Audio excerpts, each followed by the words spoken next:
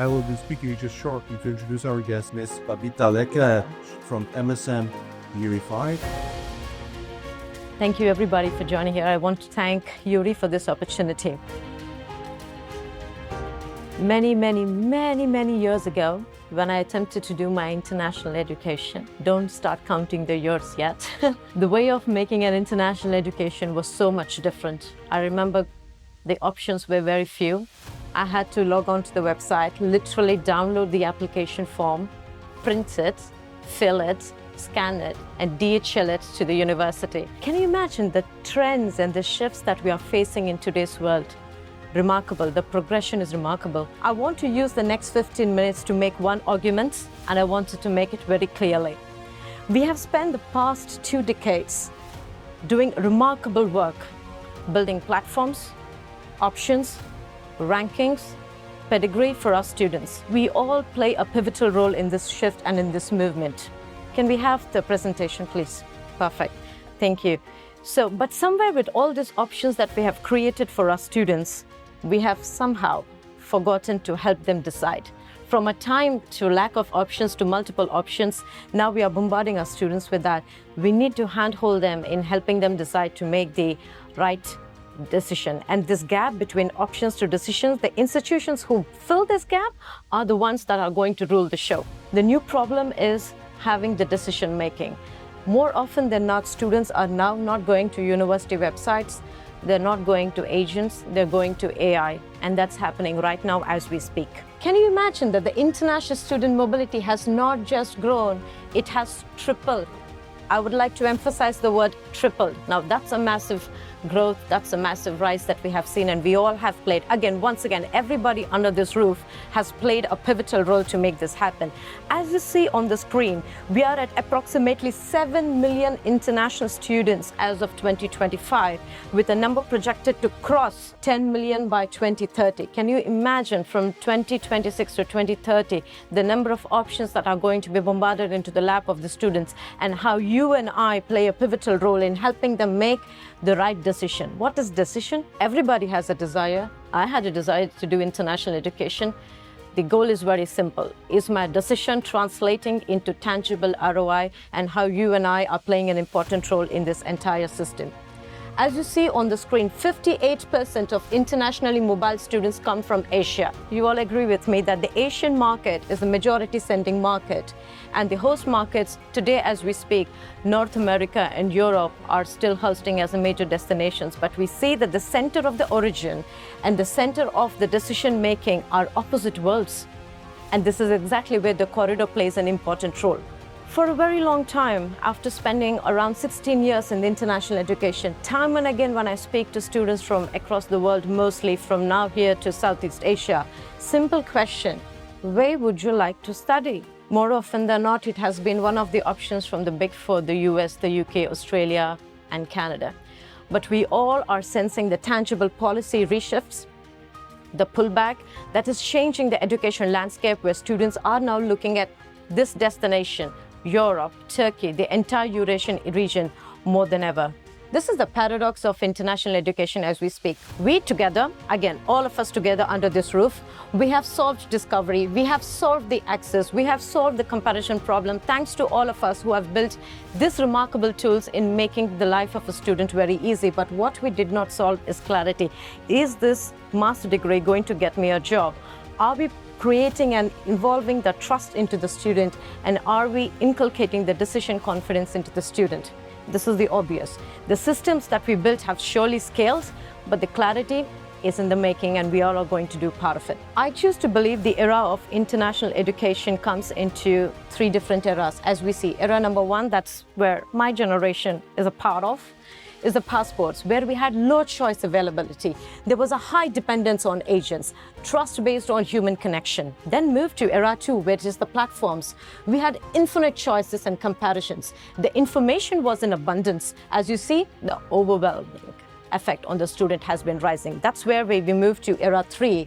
And that's where, representing MSM Unify, we play an important role, where we assist the students with intent. We hear the story. It's all about hearing the story of a student, where you're from, why you want to do this, where you want to go. This is the entire corridor that I would like to talk to all of us, including myself, as a reaffirmation about how we are going to make a difference and also building guided and personalized pathways. So right now we are moving from marketplaces to decision infrastructure. This is an interesting slide and I'm going to let this sit on you for a while. So what do students want in 2025? I don't think these 4 parameters have changed a lot. Students are interested in ROI. I remember when I have applied for my international education, the only way for me to go is to go have an international degree so that I meet interesting, culturally diverse people where my opportunities also scale up. The employability and career outcomes, which is the burning question of every student from every corner of the world. Safety and policy stability. We don't want our students to go into a host country or a destination country and wake up one day, you need to pack your bags and go. So students are now looking for safety more than ever. And the host country of Eurie right now is becoming the source of creating that kind of safeguarding policies for our students. And also the optionalities across destinations. As you also see on the screen, if you look at the US data, 1.18 million international students, record high ever, but we've also seen a drop in the enrollment of 7% between 2024 and 2025. And can you believe this is the number? I'm going to walk up there. I hope my 17% drop in the new enrollments. And guess what? I think I credit all this to the policy pushback and the reshaping that is happening into our international destination. I don't believe for a minute that this is a blip. This is a structural signal for all of us. Uncertainty is now actively redirecting our students to alternative destinations, and Turkey is one among the primary beneficiaries of that redirection as we all are here together today. So that is why I believe that the shift is happening right now. Big 4 no longer lead the show. We have Europe, we have Turkey, and few other destinations that are leading the pathway for our students. Why this conversation matters today? As we're all gathered in Eurie today, which brings me to the conversation which is particularly relevant to everybody in this room. International students as a share of total higher education enrollment in Turkey have grown from 1.7% in 2013 to 4.6% in 2024 to 2025, and now that's an increase of 170%. Turkey just did not grow its international student base. It built a $3 billion education economy, and it is now ranked the 10th globally for international student hosting. While I was interacting with few colleagues under the booth of Study in Turkey, this is the number that you guys were resonating, and trust me, my heart is filled with pride because this is going to be a destination for students. It's not going to be a plan B, but I think this is going to be a strategic host destination for our students. So definitely this is not a momentum, this is a strategy. Now, as we see on the screen, Turkey is standing at 4.6%. I think it has surpassed Japan and Poland, and now it's closing the gap between France and Germany. Australia and UK are far ahead in the share. The trajectory is clear. Turkey is no longer emerging, it's overtaking. And this is not accidental. The bars that you see are in blue are the confirmed actuals. From 2013 to 2025, the green bars starting from 2026 are the projected trajectories. The target is 7% international student share by 2028. That means roughly adding 40,000 international students every year, and that kind of infrastructure is being built right now. What took a decade to build now is being accelerated in the next 5 years. And now just to anchor the scale that we have been discussing regarding Turkey, in 2015, Turkey has hosted 48,183 international students. Today, it has over 340,000 students with a total increase of 600%. And this is going to continuously grow, and we are a part of this momentum, and Turkey is embedded in the decision journey of the students. I believe we also need to look at this room and this growth from 4 different angles. As you see, there's a very good division between Turkish university, Hungarian universities, US universities, and broader European institutions. I think these 4 verticals are going to lead the way in the days to come. I would also like to talk to you something about corridor. But before we get into the slide, would you allow me to a minute to be very realistic and explain exactly what I mean by corridor? A corridor is not a country, it's an entire arc and the timeline. A student who's based in Dhaka could be counseled in Istanbul today, studying in Berlin, working in Dubai. I call this the entire corridor. And the institutions that own this arc, that own this corridor, are the ones that are going to shine in the days to come. The old framing was not about destination country, but now institutions don't compete for students anymore.